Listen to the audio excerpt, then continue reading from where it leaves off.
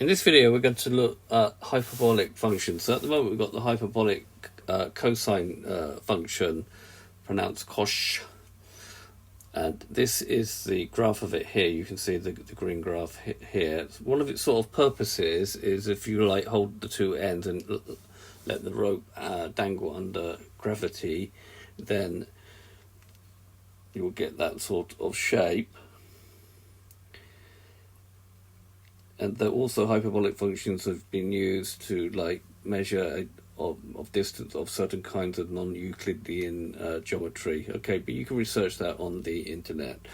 Okay, so the function is written y is equal to, it looks like cosine, but it's cosh of x. It's defined as e to the x plus e to the minus x divided by 2.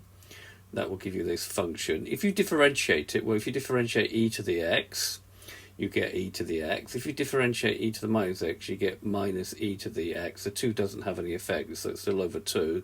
And this happens to be equal to sinh of x or sine of x, depending on how you pronounce it.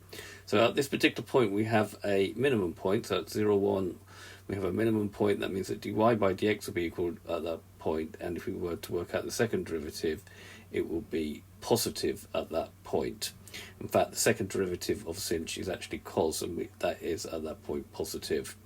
Now, the interesting thing is that the graph lies in between the halfway point of any of that function plus that function, and if you divide it by 2, you get the midpoint.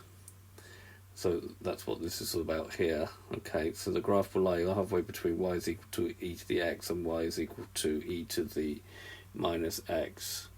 And you can see that there, even on this side as well.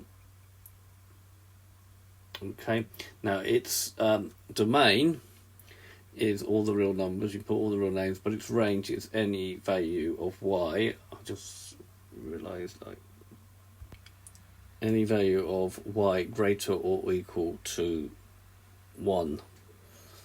Okay, so these are the properties of the graph of hyperbolic cosine of x, cosh of x.